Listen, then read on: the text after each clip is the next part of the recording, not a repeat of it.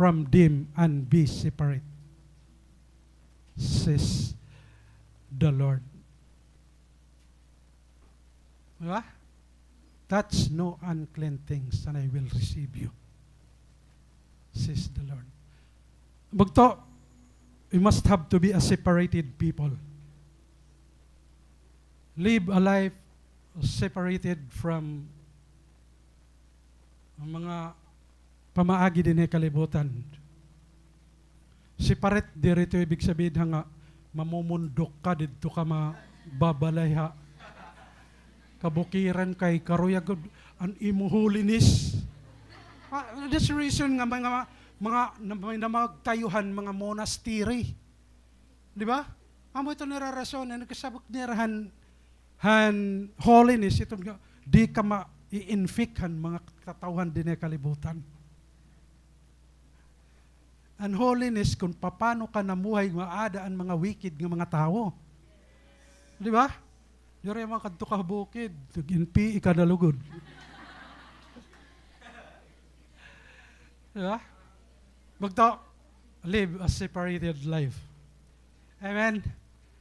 May dapa ba? May dapa kita, and last na, di na kita last. Ranin nala. Temprano pa, oh. Last na. Ano ito number 1? Dapat i-take note na niyo. Nag-take note kaya na permini mo may scan hay mo notes. Diri ka talaga ma-backslide. Ungod, kayo principle sinigin daw ni Joshua, not only for the Israelites people but for all the believers today. Mga kabugtuan. So, remember what the Lord has done. That's number 1. Number 2, be careful to obey God's word. Number 3, live a separated life. And number 4, remember that God is faithful to His promise. Inumdumi ang Ginoo, matinumanon han iya mga saad.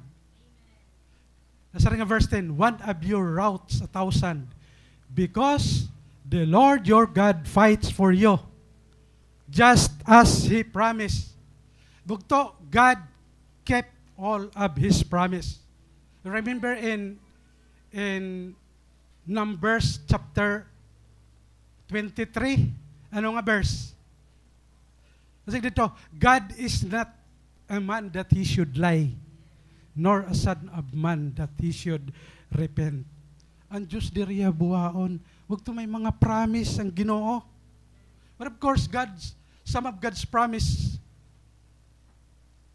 are unconditional, but some are conditional and depends on our obedience. So damo talaga mga kabugtuan ng promise. Like for example, the Israelites entered and conquered the land of Canaan as fulfillment of God's promise. So before pa maposes nila ang land, gin-promise na, Lord, nga I will give you this land. Imagine pa, from the time of Abraham, when he said in chapter 12 of Genesis, leave your country and your kindred and go to the place that I will show you. And ginsisiring hito dito nga place amo ini ang land of Canaan, a land flowing with milk and honey, and land nga mayaman. So, ang mga Israelites, di rin man talaga di rama susulod ang land of Canaan, kay may mga strongholds pa dito. Di rin na rama makakangkyer. But because that land was promised to give them, na possess nira ito nga to na. Joshua reminded the Israelites people that God's word never fails. Ang pulong ang Ginoo diri talaga napapakyas. Saring pang kasabihan, ano itong kasabihan nga, nasaring nga, promises kuno are made to be broken. Diba? But God's promise can never be broken. Amen? Diri talaga ang mabubroken ang promise ng Ginoo. What He has promised will always come to pass. Just trust Him. Ano ito na problema ang trust? Meaning a firm belief na matatabo talaga ito haim. An opposite han trust, ano? Distrust. Di ba? What God has promised will always come to pass. Just trust Him. Sige na sapit, just trust Him. Mga kabugtuan, our hope is in the promises of God. Our hope is in the promises of God. God gave us promises so that we can have hope. His promise of return, His second coming, that gives us hope. His promise of salvation, it gives us hope. His promise of eternal life gives us hope. Di ba? Kasi man talaga ito nag-inspire ha ato ng makapadayon na Ginoo because of the promises of God. Try to discover han mga promises na Lord ay mo kinabuhi. Ako nga ni, bagan, siyempre, wari ka nga ni pinangahawakan yung mga promise ng Ginoo. Parang laylo-laylo lang mo Christian life. Dito nga ngalimot ka na, may dangay salvation, yagin andaman Lord. May dangay an heaven, parang aduhan mga faithful. Di ba? Ngalimot ka na ito. Ngalimot ka, monthly, may da kita communion, pag-remind han mga tao nga may da naghatag haaton han katalwasan. Di ba, mga kabugtuan? Saliton aton kuan issue mga kabugtuan. Din mo gimbubutangan imo pagtuo. Di mo gimbubutangan imo paglaom. Ang promise an imo boyfriend. Oh, come on.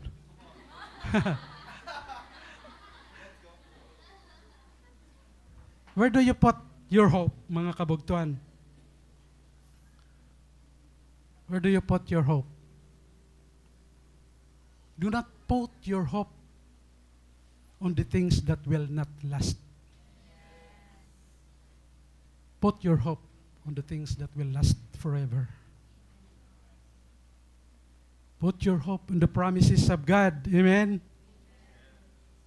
Promise ang Ginoo nga ihatag ng mga Israelites ang land of Canaan flowing with milk and honey. And He gave this land to them. Just as He promised, mga kabugtuan. If God gave the land of Canaan as Israel's inheritance, He also gave heaven as our inheritance. Amen? Think about it. Damang promise ni Lord.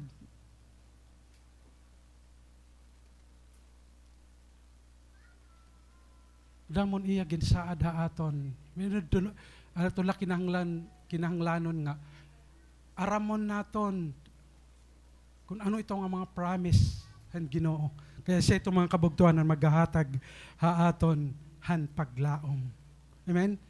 You're a child of God. Dapat ikaw, maaram ka mismo nga kung ano ang mga, nga ikaw ang tagapagmana han kayamanan han Diyos. Di ba? Ikaw ang tagapagmana han kayamanan han imo mga parents. And of course, ang tagapagmana han kayamanan han Diyos ang iya mga anak liwat. We have been adopted to His family. We can also receive the same promise. Di ba magkabugtuan? Remember, God is faithful to His promise. Kinahanglan naton mga kabugtuan, aramon naton kung ano ito nga mga promise. I request all of you to stand up.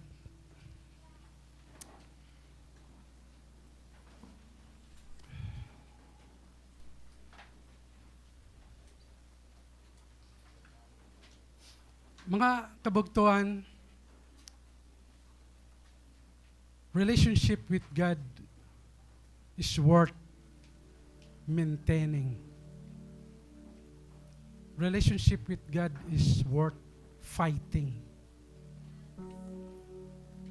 In order, mga kabugtuan, for us to maintain our relationship with God, mga kabugtuan, you need to remember what the Lord has done. We need to be careful to obey His words. We need to live a separated life. And we need to remember that God is faithful to His promise. Father, we thank you for your word today.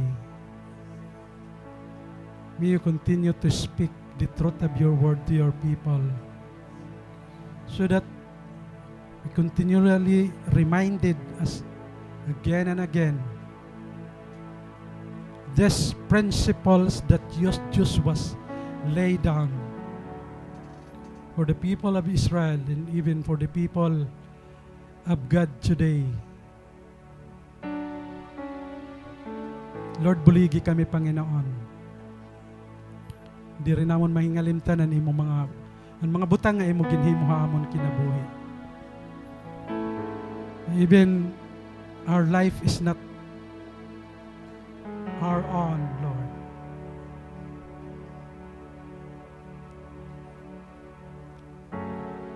Buligi kami, Panginoon, kung paano namon masusunod ano mo mga precepts, ano mo word, ano mo mga commandments, Lord. Buligi kami, Panginoon, kung paano kami mamumuhay na set apart from the world around us. Help us, Lord, to remember that you are true to your promise. We know, Lord, that you are faithful to your promise. Thank you for giving us the promises, Panginoon, na maghahatag haamon han paglaom.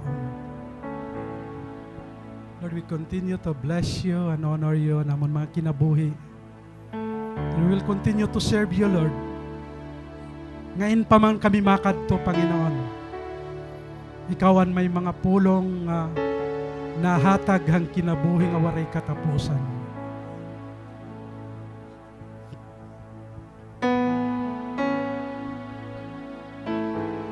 Panginoon, I lift up these people right here in front of me, Panginoon, into your hands.